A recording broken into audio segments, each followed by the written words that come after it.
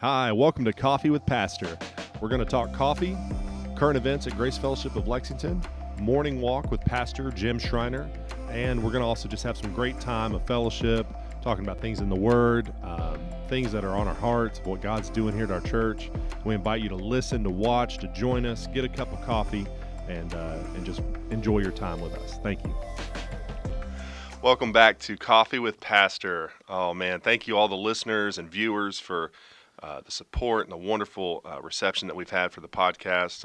We are so excited to be doing this and to just continue what God is doing in and through this. We have our guest co-host today, Pastor Eric. Thank you for having me back on. Yes, we're excited. Pastor Jim Schreiner. Good morning. Actually, I did it again. It's not morning. I have no idea when you're listening to this, but yeah, we thought we'd give Pastor Eric another shot, and he did so bad that first time. It has to get better. Yeah. Just kidding. I'm only kidding. I set the bar low, so I think I'll be okay. Yeah, as long as we set it good and low, we're only up, only going up from here. So I've got to give some rejoicing and a praise report. We have upgraded our equipment. We've got some amazing microphones now and some new stands. Get everybody.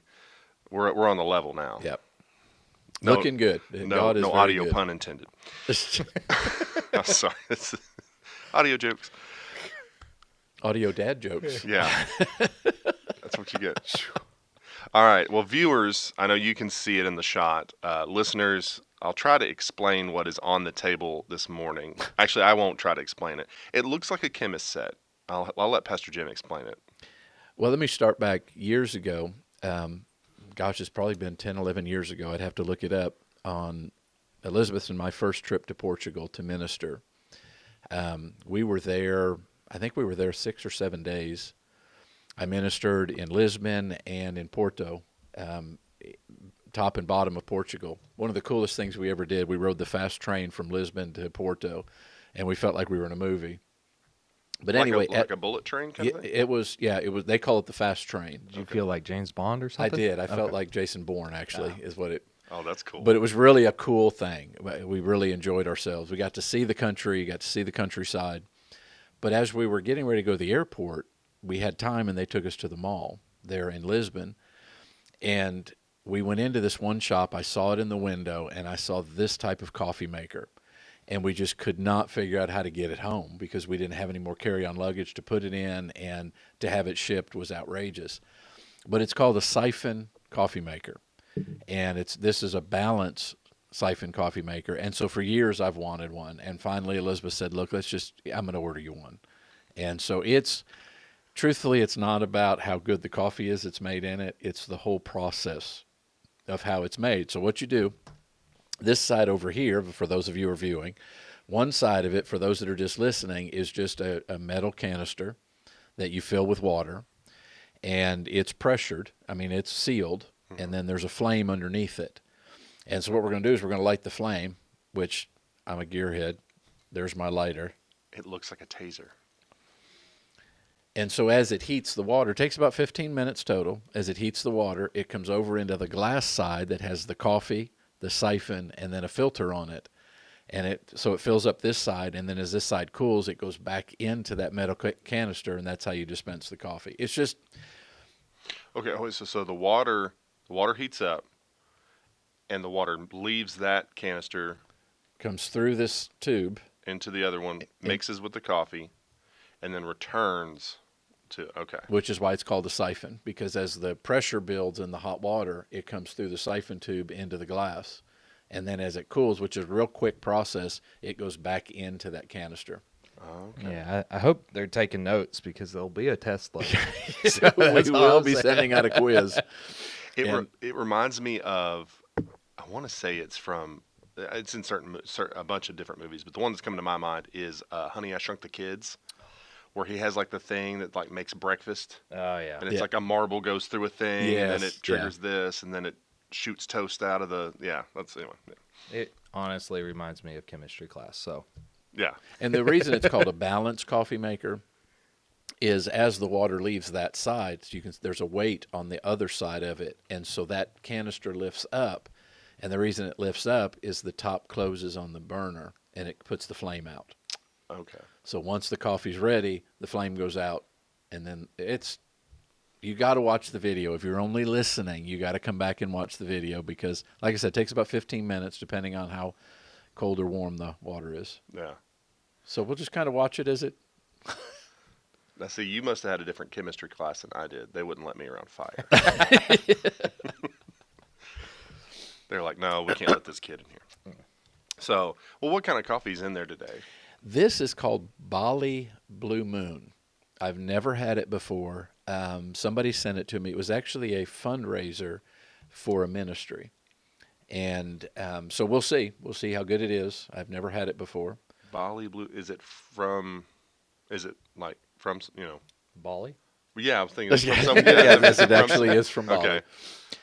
So we'll see. Like I said, I'm trying to remember now who even sent it to me, which I apologize if one of you guys sent it to me. It may be a good thing because if it's If not no good, yeah, then you may not ever ask for coffee from them again. that's true. That's a very good point. I need to revisit some geography. We have been laughing about this. So, I'm thinking, where's Bali? But more importantly, one of our episodes, we talked about some visitors that we had from Delaware. And on the episode, I said, yeah, they were from way up north, like almost Canada. I would agree. Well, I was very wrong. They're not that far north. They're like just above Maryland. Yeah, I was thinking maybe Delaware was in the Arctic Circle the way you said it. Yeah, okay, they moved it. Yeah. I said like they took a journey to get here. It was like it was months. They trekked through snow. They had sled dogs. Yeah. An old airplane. They had to fly over the glaciers. Oh, man. But it's not that far, actually. Yeah, no, it turns out it's actually not that far. But anyway, yeah, that had us laughing the other day.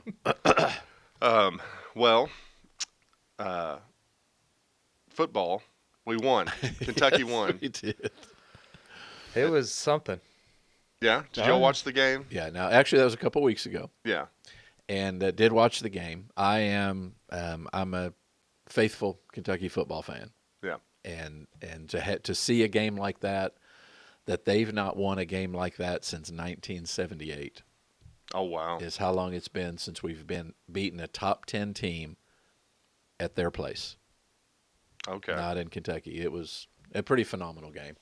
Okay. Yeah, the funny thing is Pastor and I usually for football games and sometimes even basketball games, it depends if one of us are viewing it or not, but we'll text back and forth a little bit throughout the game. But it was really funny that the fourth quarter, neither one of us heard a peep from each other. No, we didn't.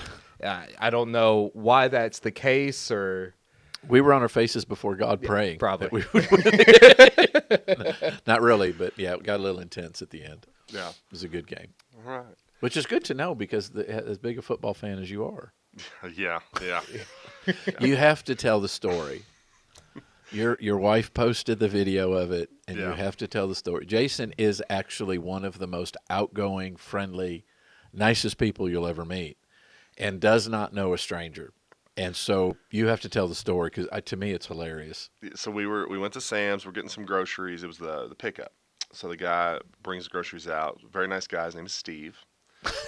Man, I heard Steve's a good guy. Steve's a good guy. He's a real good guy. And so we're loading stuff up, and he just jumps right into, man, what'd you think about that field goal? And I was just like, I didn't know what he's talking about. And so I was like, field goal? He's like, yeah, the game. And I was like, oh.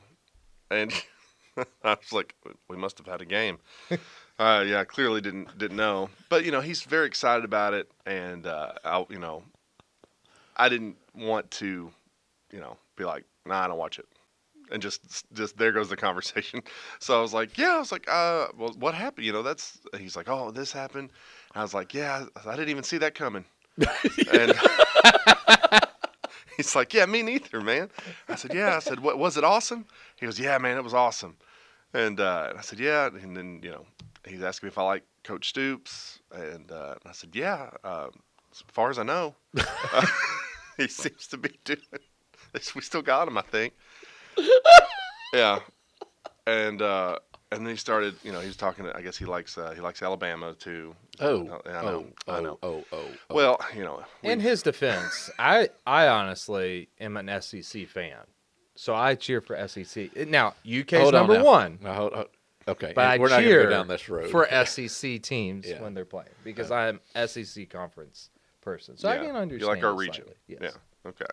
Now there are certain SEC teams that I don't cheer for as hard for. Yeah. The team down north or south. Down north of Down us. north. One of those. You both and your geography Yeah. is impressive.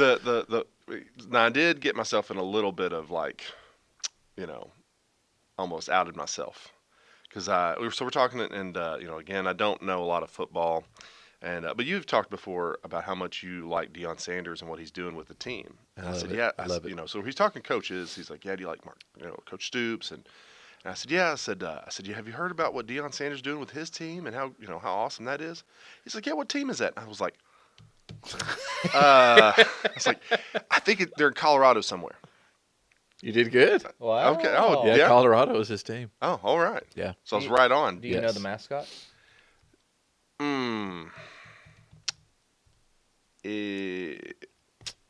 Buffalo. Hey, there you go. Well done. We're so proud of him. I was like, it's not the Bengals. It's not the Bengals. It is. I love Deion Sanders was wild, and then he is very outspoken about his walk with God, and he's a born again believer, and just he's out, like I said, outspoken about it. He doesn't back off. I saw an interview with him that really impressed me. He said, I tried to find fulfillment in everything, and he did. Man, he was wild and had the money to do whatever he wanted to. Yeah. And then came to the place that he realized how empty it truly was. Gave his life to Jesus, and he is more about, now he wants to win, and he's a winner. He was at they don't call it Division II anymore. I'm trying to remember what they call it. There's Division FBS. 1AA, FCS. FCS, and is the division that Jackson State was in that he coached at, and they were an amazing team. And so Colorado hired him, and Colorado's an FBS team, which used to be Division I, is what they used to call it. And he's a winner. There's no question his team will win. I'm not saying they'll go undefeated. I'm not saying they'll win the national championship, but they will be competitive. But he's more about building men than he is about winning football games. Yeah. Just as an example, and I love it because he's training them for real life. This is what I love. Yes, he'll teach them fundamentals of football, but to him, he instills in his players to be on time for a meeting, you're 15 minutes early. If you are not 15 minutes early, you're late. And you may say, well, that's not fair. If the meeting's at 8 o'clock, I'll be there at 8. No. That's not how real life works. Yeah. Well, add in about his son. That's where I was getting to. His son is the starting quarterback and was at Jackson State. And they're getting ready to play in the championship game. And his son shows up at 10, if I remember right, at 10 till instead of 15 till. And he made him sit out the game. Made him sit out? Yep. Now, the thing that's most impressive to me about that is not that he made his son sit out, but that he had to go home and face Mrs. Sanders. Yeah, that's true. I bet Mama wasn't happy about that one. But he's instilling those truths in those young men. He did something, another thing, and I don't know, Pastor Eric, if you've heard about it or not, but he's got some players that are having kids. And they never say whether the guys are married or not. That doesn't matter. I mean, it matters. Believe me, Right. It matters Yeah. whether they're married or not.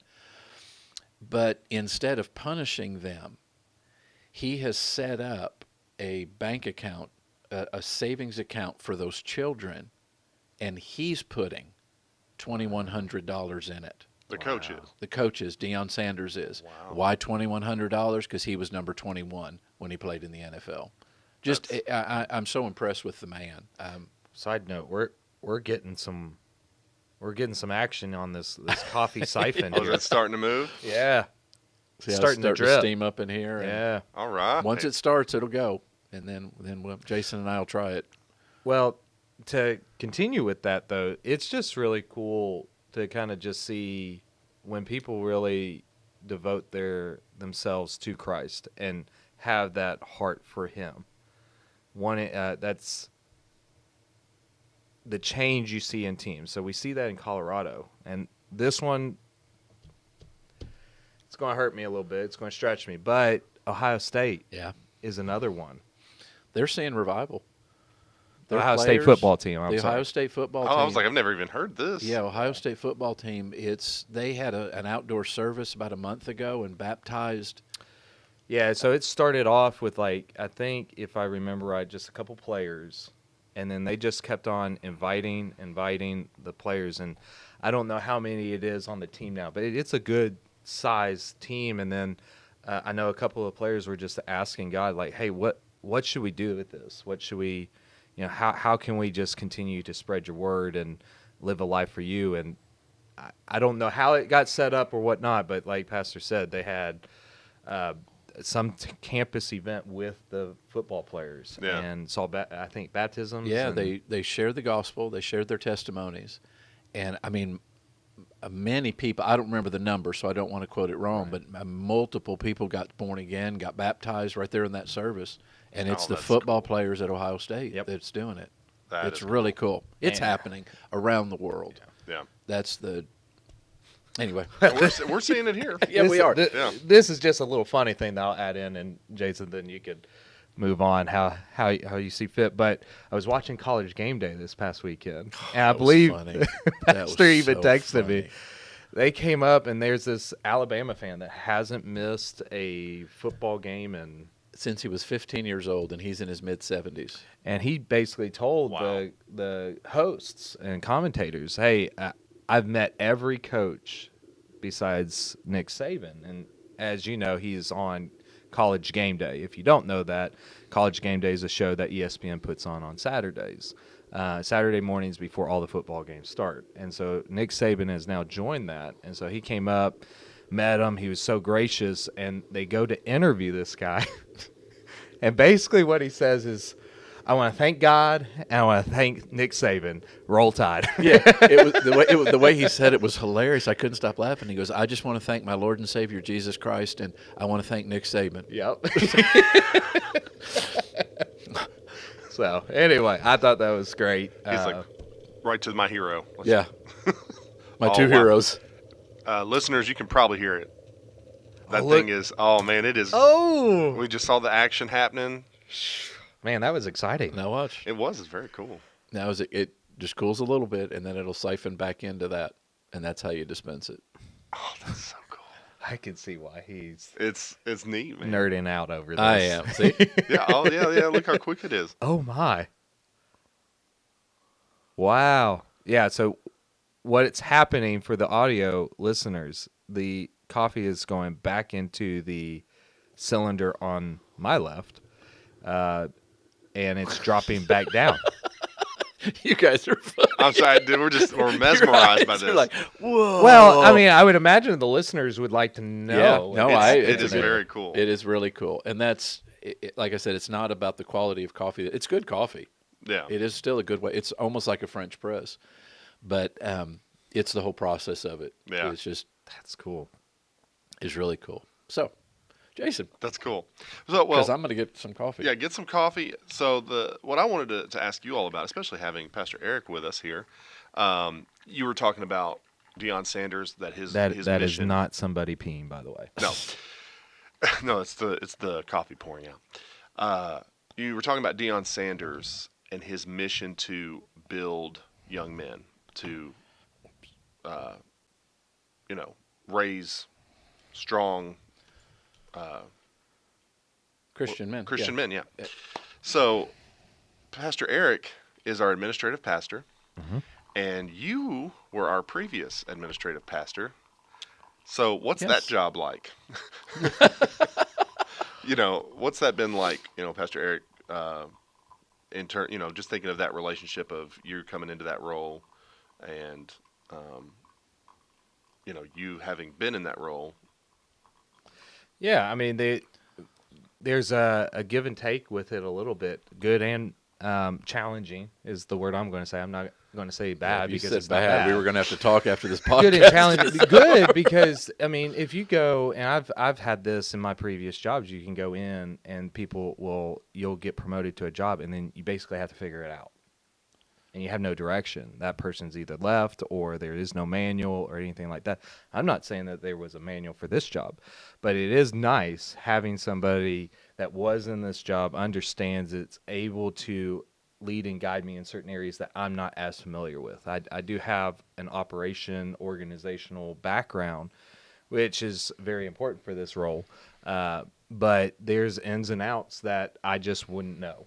And being able to come over to him and ask him those questions. Thank you. And it definitely helps that transition and helps me grow into that role. Now, on the challenging end of things is, I mean, there's no doubt if you know Pastor, that's his gifting, his administration. And so him being able to release, not saying there's any control issues, but just releasing the stuff that he's done over 30 years is challenging. Sometimes they'll just show up, and he's been working on something that I could work on, but that's just kind of how he goes about it, and he's done a lot better. He's releasing a lot more, which is good, but then he also brought up a point that maybe he'll speak a little bit more into, is sometimes it's helpful to just get back into doing something that you love to do. It takes your mind off of everything else going on. So there is a balance with it too. And it is important. It's not like I don't want to be in this position and I don't do those things anymore. Like those things are below me. I'm going to tell you something in ministry. If there's anything that's below you, your attitude's wrong. Yeah. Jesus made it very clear. He said, I didn't come to be served. I came to serve. Now, he did allow people to serve him. So that's the balance that we have to keep. But that was not his motivation. My motivation as the pastor is not to train people to see my vision come to pass. That's good. And that's a mistake a lot of pastors, let me say it this way, it's a mistake a lot of congregations fall into. That the only reason I'm here is to see that man's vision. Now, my heart is I want his vision to be complete, but as the pastor, my heart, it's such a it's a word I don't normally use. It's such a dichotomy because you've got to find the balance in the center of, yes, you need people to serve to help get the vision complete, but my heart as the pastor is to see their individual visions come to pass. Yeah. And if their visions come to pass, then I know mine is going to. But my heart is for them first. So I don't have any problem working, but every so often Pastor Eric will come in and like I'm carrying a ladder and he'll look at me and he goes, "You're doing it again. You're doing it again." I just hope one day I'll walk in and see him work on Legos. Then to me, I'll be like, okay, I'm good with that. But honestly, he just used like a $2 word there. I'll be honest, I don't even know the definition of that. So can you explain that just a little bit? Not only for myself, but maybe for some viewers. Because there's two ways that you have to look at it that are both accurate. Okay.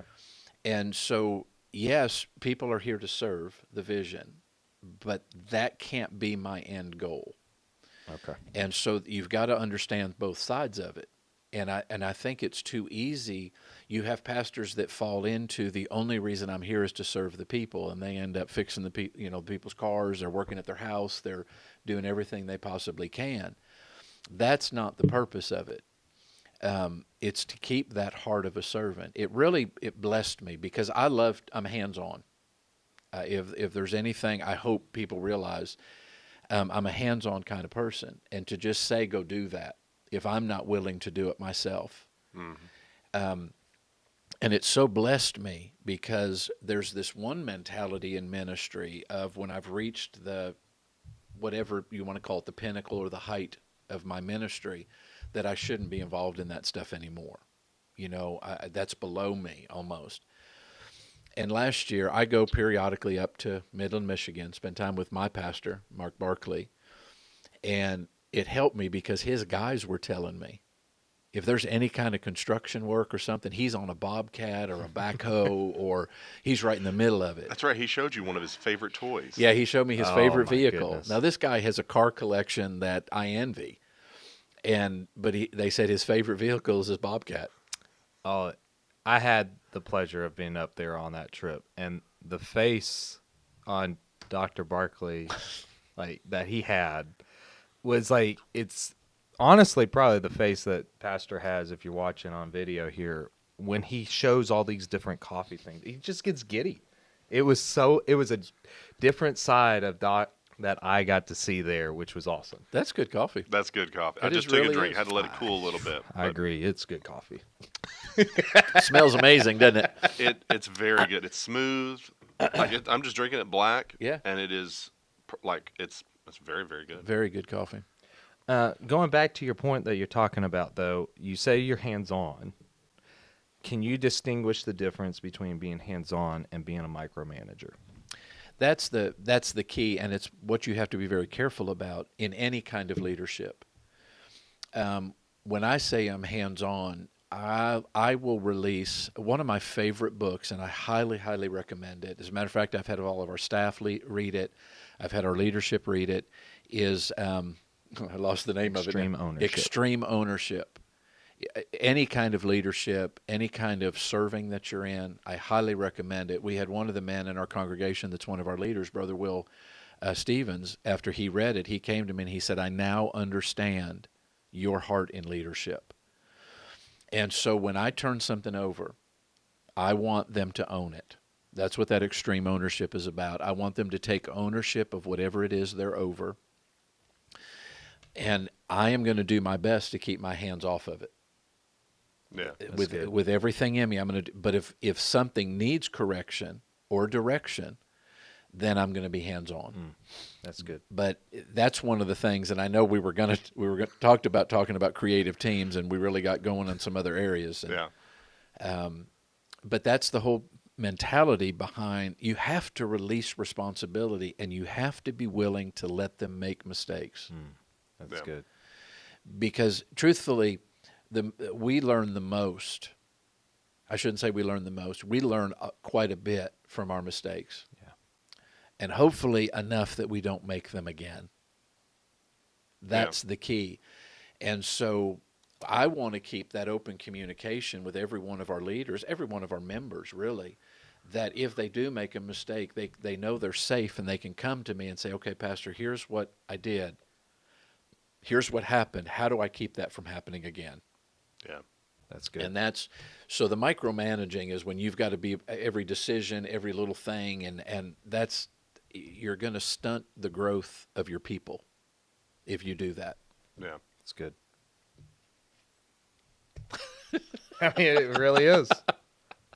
I mean, once again, I'm learning something as an administrator and what his previous job. I mean, it's stuff like that I got to take in and be able to apply for any ministry that I'm supervising or helping out with. So that was excellent. It was kind of a question for me, but hopefully you guys got a lot out of it. No, that's is exactly what I was thinking of. Is just, what's that relationship like? What's that kind of become, or the experience in there? Yeah. Now it's been great. One of the cool things early on that Pastor had communicated to me, and I try to take this by heart, is you also have to develop that relationship, and it really develops not just into a supervisor-employee relationship. It develops into a friendship. Yeah. Now, there's also the side of things of there's the friendship, and then there's when he's pastor. Yeah. And understanding, hey, when this is the decision we've made, we may be joking here, but understanding when that transition takes place, it's okay, we're down to business. But because of that friendship that we have and we've built that trust with each other, I can trust his leading, his guiding when he turns more into my supervisor. So it's been great. And that's one of the things I have to say Pastor Eric has handled very well, but a lot of people have a problem with. They don't know how to transition from friends to you're my boss. Yeah.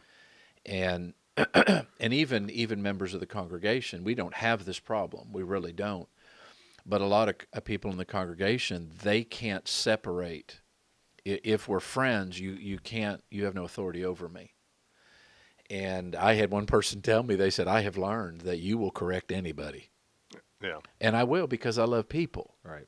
It's not that I'm forcing my will, but when I see people doing something that's detrimental to them, I don't care who they are.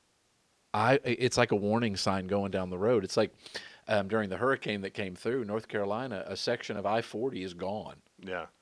I mean, it is completely one section of it. Wouldn't you want to know? Wouldn't you like to know some warning signs? Yep. Yeah. Hey, you might want to stop. Yep. And that's my job as a pastor. That's truth. If you want to boil down what my job as a pastor is, that's it. It's to lead the sheep and take them to green pastures, but also avoid the areas. A couple weeks ago on a Wednesday night, it was honestly one of the toughest messages on prosperity I've ever preached, and it was avoiding the pitfalls of prosperity. Yeah. And because we were like, oh, God's going to make me rich, and yeah, that's great, but don't let it get you off track. Yeah, that's good. And here's what you're doing that's going to get you off track. And I got more feedback off that message on prosperity than any I have in a long time. Yeah. People were very thankful. Amen. It was an excellent message. I agree. Amen. Yes. Good answer, guys. All right. Well, thank you all for listening, for watching with us. We appreciate all the support. You can find us online at gracefellowshiplex.org. You can also listen to the podcast on Apple Podcasts, Spotify, Amazon Music. You can watch the podcast on YouTube on our channel, Grace Fellowship of Lexington. And like I said, we're excited to be doing this, and we will see you next week.